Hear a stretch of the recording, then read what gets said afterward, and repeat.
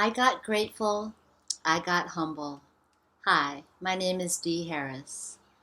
I wondered what it would be like waking up at home again, my precious and safe place, my retreat, after spending 4 weeks down under. Well, I'm home, and I woke with dizziness and no voice. Oh dear. My husband Graham got a cold the last few days of our holiday. He became quite miserable, sniffly, snarly, not too pleasant to be around, yet I valued his sniffliness and his snarliness with gratitude. Gratitude that we are together, as my life without him would contain a great void.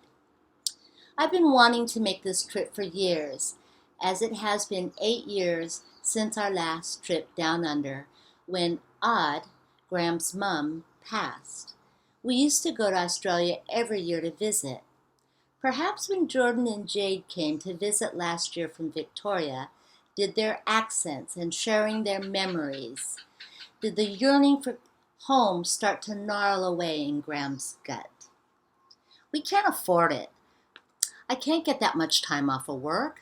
I don't like crowds of people, and traveling means crowds of people.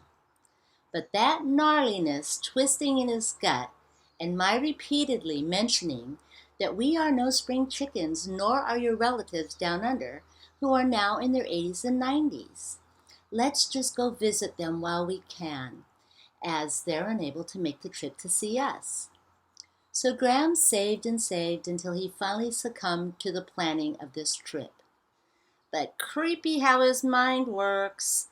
The last waltz, the end of our rope. Crossed off the bucket list. Jeez, Graham, really?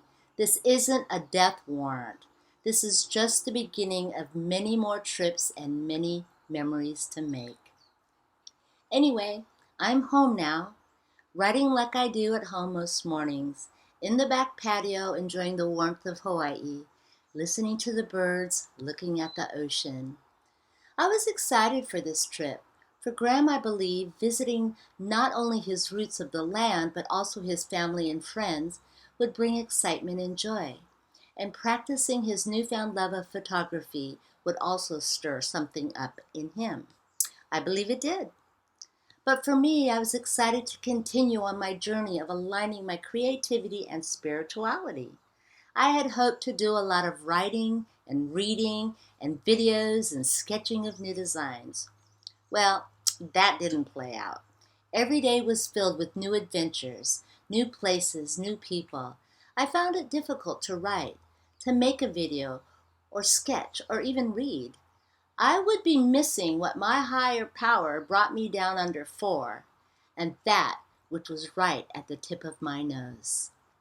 But the memories I shall always hold dear, and I can now use for the alignment of who I am, my purpose, and my destiny.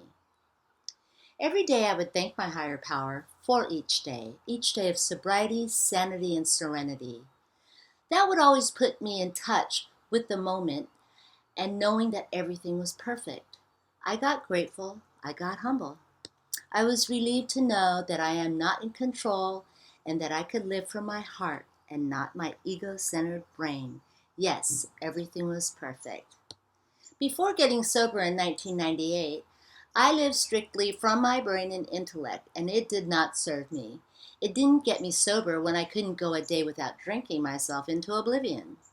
I even stayed sober for over 13 years by giving myself and my life in sobriety a strong foundation of AA meetings, sponsors and sponsorship, fellowship and service. But one day at a time, I let the gifts of sobriety take away this newfound way of living. I once again got back into my head and ceased attending meetings and giving away what was so freely given me. That's when I surrendered to the disease of alcoholism, when I relapsed. When my brain yelled out, "Geez, it's about time, Dee. More, more, more." I realized then that I truly needed to surrender to this disease and to respect it as I respect the ocean, never turn my back on it. What a gift to not live in the negativity, to not hide and lie and cheat, to to use all my energy in a positive way, to be excited as to what my higher power has in store for me each and every day. Yep, that's what I took for granted.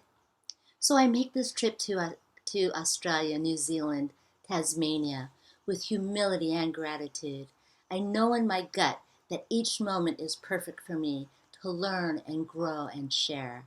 I sponge it all in. Today, I write with a still lingering question: what am I going to do with my life? I shall continue to create art, and I shall continue to write. But then the question arises as to where and how. The answers did not come to me on this trip as I had hoped, or maybe it did, and when the student is ready, the master appears. All I know is that my life in recovery is perfect today. I shall continue to share my experience, strength, and hope with all who enter my D bubble. I shall do what I can to make this world a better place to live in and to better our planet. That is my purpose. And for that, I am thankful and I am humbled. Thank you for allowing me to give back what was so freely given me. With warmest aloha, my name is Dee Harris.